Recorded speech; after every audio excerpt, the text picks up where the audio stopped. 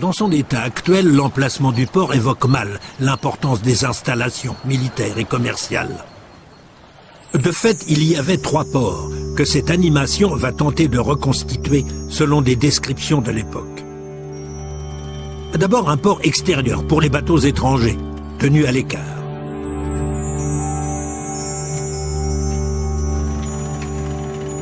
Puis un autre, réservé à la flotte de commerce carthaginoise que l'on fermait avec des chaînes de fer.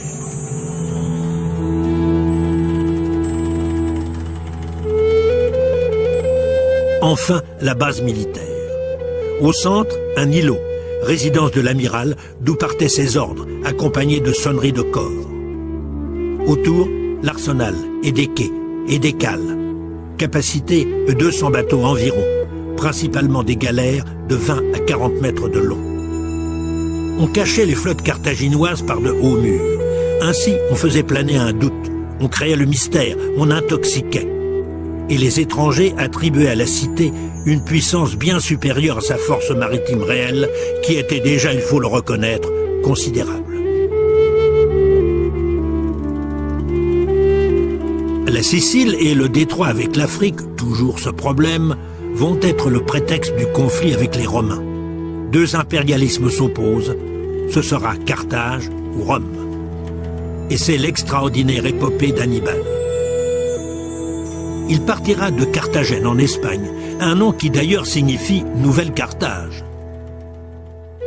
Il traversera les Pyrénées, puis les Alpes avec ses éléphants, 37, ses cavaliers, 9000, ses fantassins, plusieurs dizaines de milliers. Il atteindra en combattant victorieusement le fin fond de l'Italie, et ce sera la bataille de Cannes où il vaincra les légions romaines. Et l'on assista à un chassé-croisé. Le général romain Scipion, débarqué près de Carthage, forcera Hannibal à revenir précipitamment. Les légions écraseront les Carthaginois en une bataille féroce, à Zama.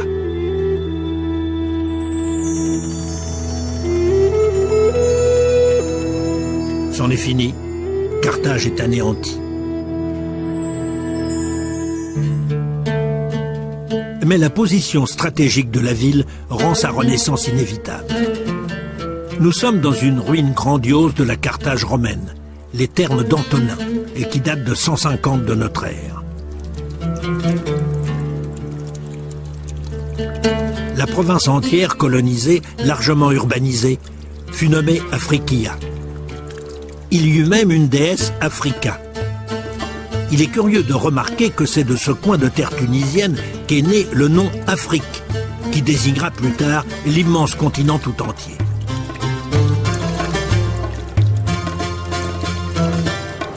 Revenons au temps présent et à notre voyage qui, bien sûr, va se dérouler en train.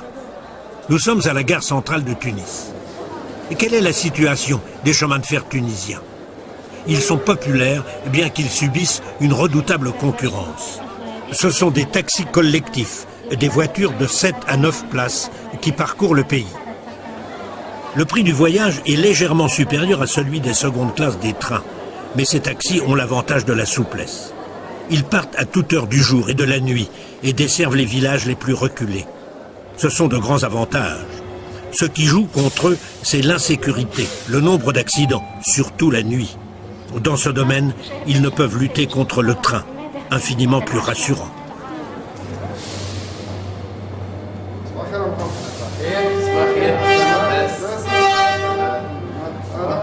Feki prend son service 2 heures avant le départ de son train. Avec lui, son assistant, par semaine, et ont 41 jours de vacances par an. La retraite à 55 ans. La retraite à 55 ans.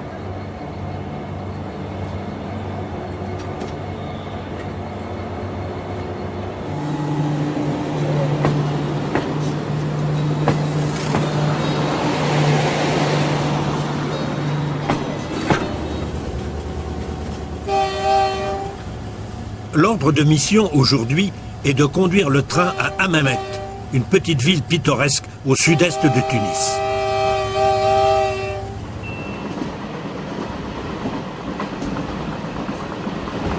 Mais comment est né le réseau ferroviaire? La construction des chemins de fer tunisiens commença 12 ans avant l'installation du protectorat français sous l'autorité du Bey en 1872. À vrai dire, c'était une ligne de banlieue, Tunis-La Goulette, quelques kilomètres. Mais dès 1879, on ouvre au trafic Tunis-Béja-Djendouba. Il s'agit de la desserte des mines de plomb. Autour de 1900 et au début du XXe siècle, le réseau ferroviaire se développe intensément.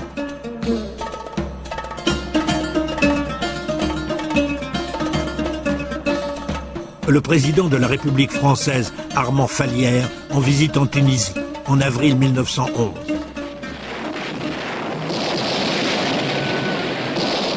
La dernière guerre et ses violents combats, ses bombardements, suite à l'occupation allemande et à l'offensive alliée, causent d'énormes dommages au chemin de fer.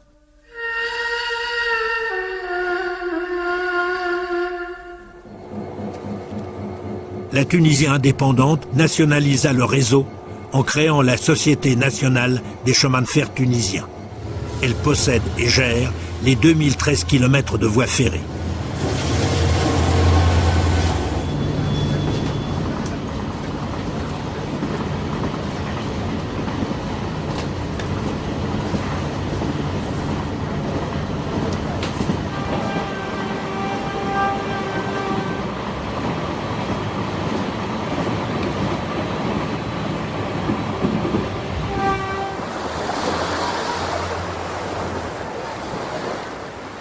Hammamet. C'est un petit port de pêche qui est devenu une plage à la mode grâce à son charme, à la douceur de son climat, particulièrement l'hiver, et de la proximité de Tunis, 70 km. Ce fut aussi une base de piraterie. Plus d'une fois, les Espagnols l'attaquèrent au XVIIe siècle. Très récemment, Hammamet a vu naître sur son territoire quasiment une nouvelle ville. Elle se nomme Yasmine et pourra compter 30 000 habitants. 45 hôtels, dont 11 de 5 étoiles. 7 centres de thalassothérapie. 20 cafés-restaurants, 200 boutiques. On a fait grand dans le gigantisme, super moderne dans la modernité. Tout est sorti des sables et des herbes folles, c'est-à-dire de rien. Même un port de plaisance.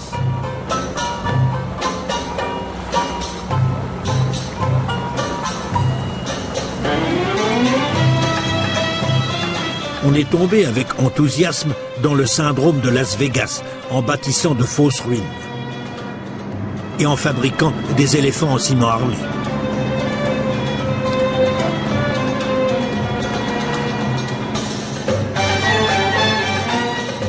On a construit un faux village tunisien, fortifié.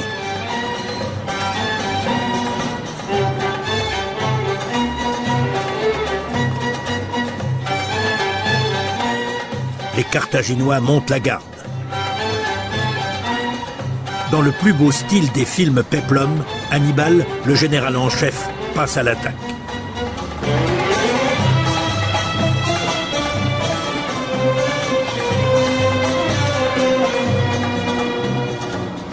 Nous allons entrer maintenant dans un tout autre univers qui correspond à un tout autre esprit.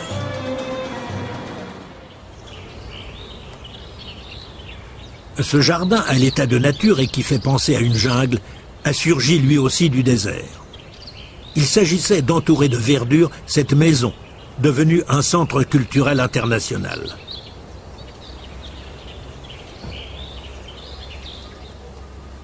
Le créateur était un riche esthète, Georges Sébastien.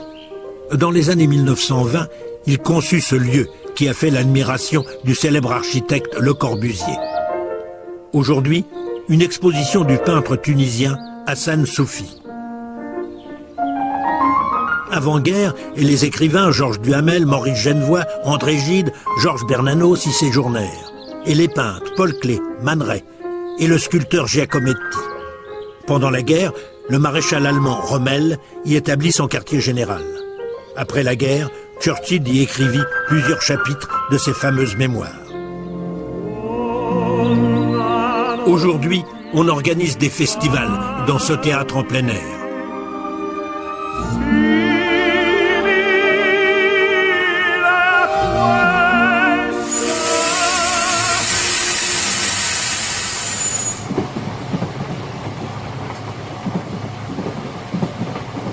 Retour à Tunis.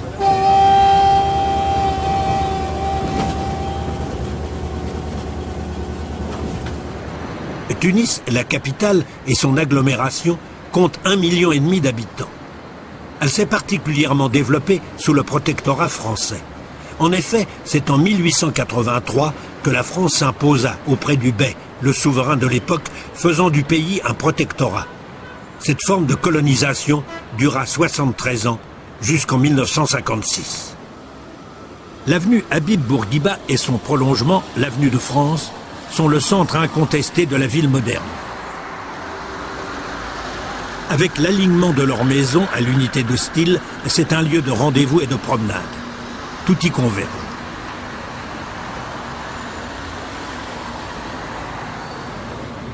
Ibn Khaldoun, ce grand savant, est le héros local. Né ici en 1332, historien, légiste, géographe, il inventa la philosophie de l'histoire. Une notion si révolutionnaire aux yeux du clergé islamique qu'il fut persécuté. Sur la même place, la cathédrale Saint-Vincent de Paul, de style romano-byzantin. Et le théâtre municipal, qui date de 1911. Avec ses bas-reliefs aux envolées de personnages aériens, il est typique du style Art Nouveau. Art Nouveau, Art Déco sont les points harmoniques pour la plupart des constructions de ce quartier de centre-ville.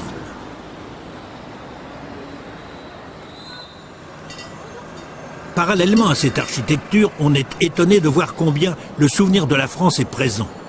Pourtant, l'indépendance ne date pas d'hier. Il y a même une persistance de l'usage de la langue française que l'on retrouvera tout au cours de notre voyage.